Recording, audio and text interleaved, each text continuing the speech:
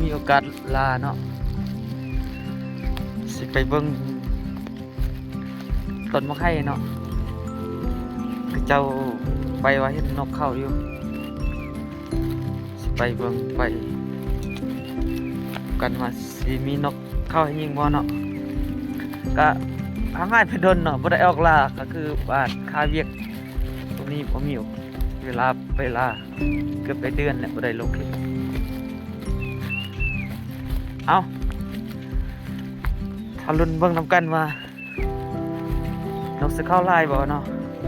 มานำกัน2 คนผู้หนึงเก็บแล้วก็เฮาสิยิงส่วนผู้ไปก็บ่ได้ก็คาเวียกช่วงนี้ช่วงเวียก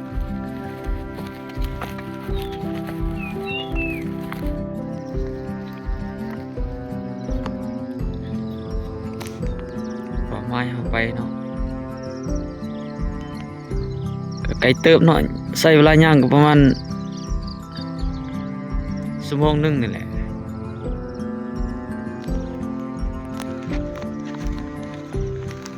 ไปขี่รถป่าแล้วก็ย่างไปใกล้เติบแหละ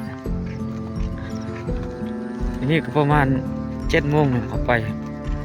ฮอดเพิ่นก็ประมาณ8 หรือ 9 โมงนึง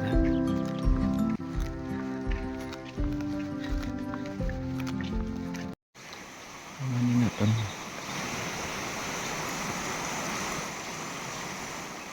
มันก็ประสูงไปนะติดน้ำ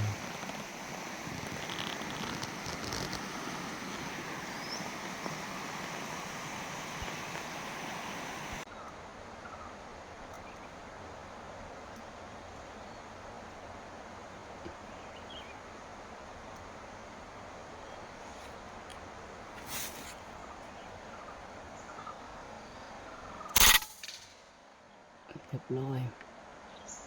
มันตับโอเคนกพันดก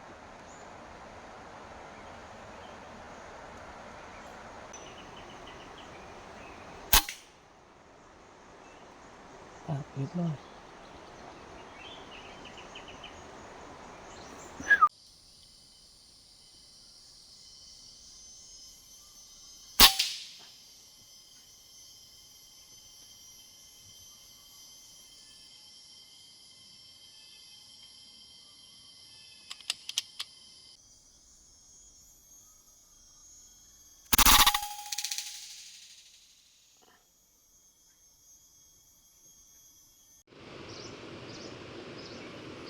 อันนี้สโคปเขาเนาะ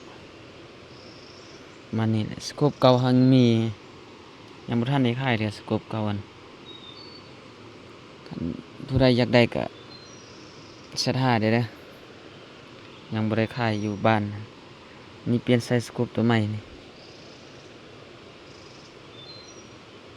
สโคปตัวนี้ก็มีขายเด้อถ้าอยากได้ก็สั่งได้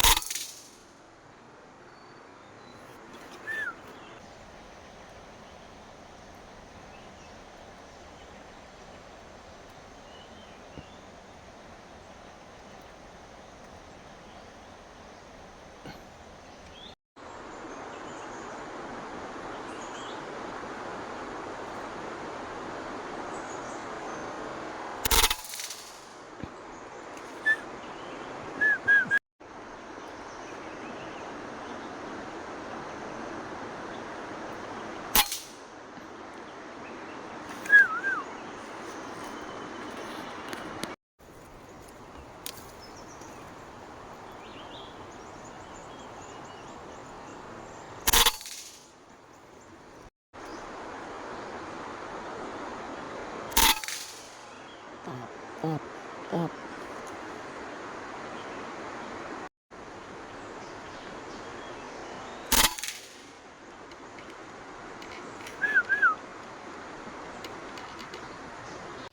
อัน บ่ายโมงเนาะมันยิ่งตกประมาณ 6-7 ตัวนี่สิท่าเบิ่งจนแรงพุ่นแหละมันดนๆได้เข้ามันบ่ได้เข้าตลอดดนๆจังได้เข้าได้นกน้อยนกควกหยังหั่นนกใหญ่บ่เข้าครับ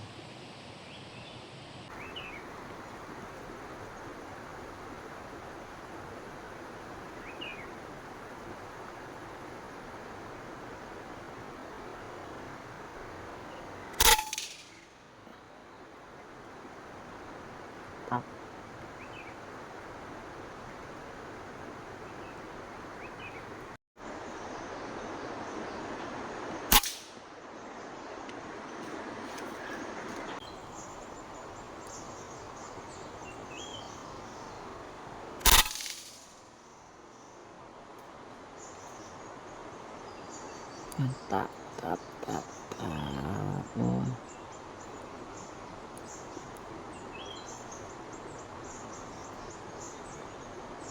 ว้าย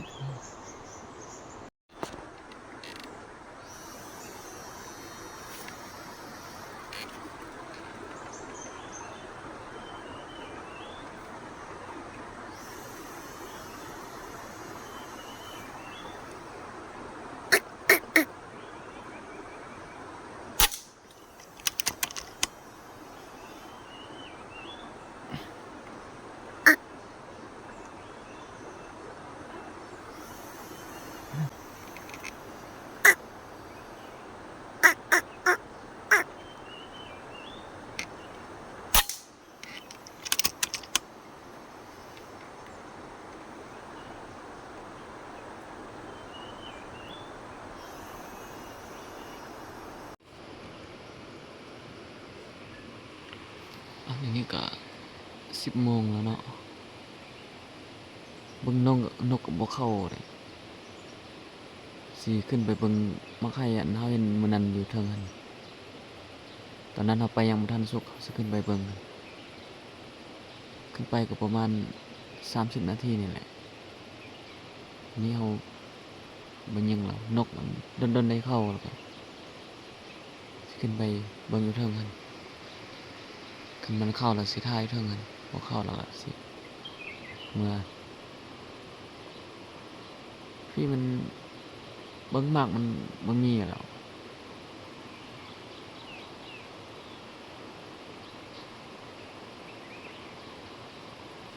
มันก็บ่เข้าได้สิไปทางเทิงเบิ่ง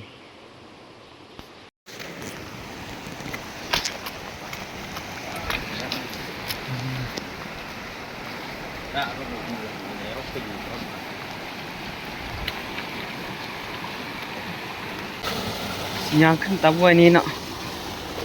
ประมาณ3-8 นาทีฮอด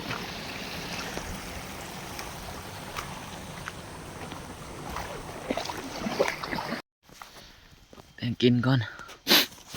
ประมาณ 12 โมงจึงขึ้นไป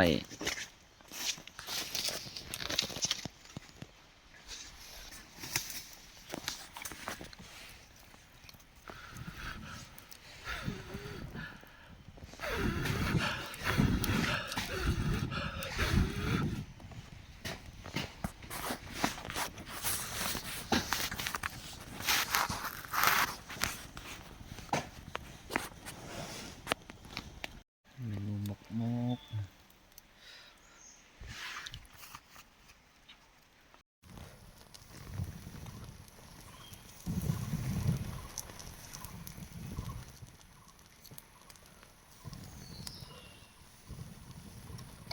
แล้วก็ซิมนะเนาะโอ้ยสุกแล้วหมดแล้วเนาะติ๊กเลย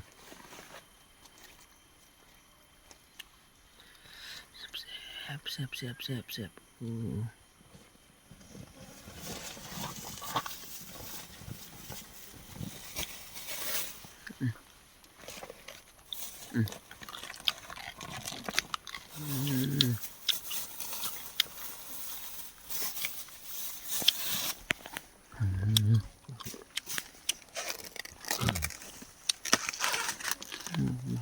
เบิ่งตัวนี้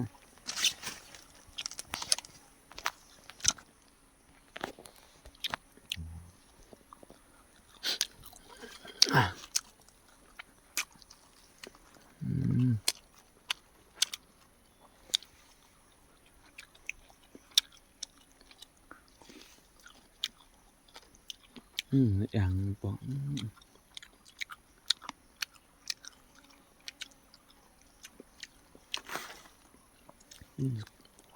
กูเวียนบ้านมันเองเจียง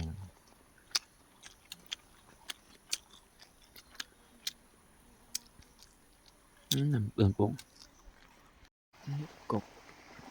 มาใครเอาเข้ามาฮอดบ้านนางแล้วเนาะนี่มันเอาแปลงเมื่อเข้ามามันนั้นยังบ่ทันได้สุกดีบัดนี่ก็ยังบ่ทันสุกดีบัดแต่นกก็เข้าอยู่มันสิมีงานนี้แล้วก็งากลางกันแล้วก็งาลุมสุดลายงาลุมหันเบิ่งบ่เห็นมันนกเข้าแต่งาลุมมันพัดเบิ่งบ่เห็นซ้ํถ้าลุ้นเบิ่งนำกันว่าก่อนนี้สิมีนกหรือก็ฮอกเข้าบ่ก็ฮอกมื้อแลงน่าจะเข้าอยู่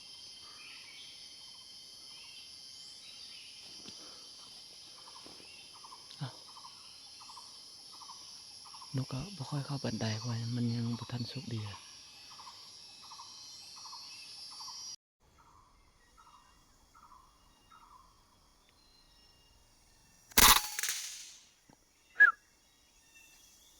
ปาบเรียบร้อย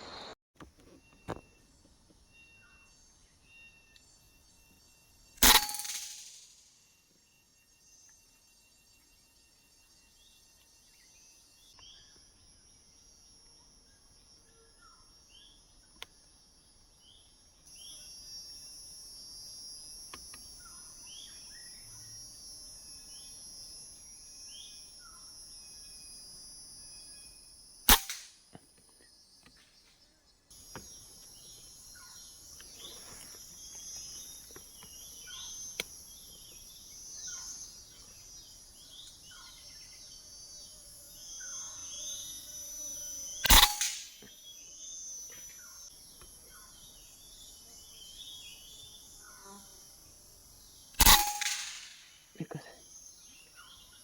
เรียบปาบเป็นคนใส่กระทึก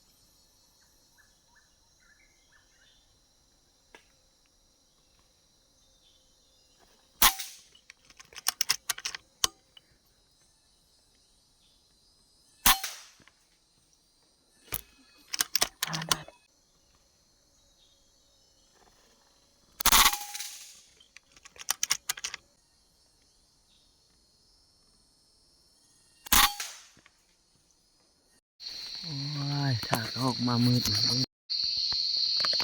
เขามาหาตัวหมดยิง2ตัวเรือนั้นบ่ได้ยิงครับ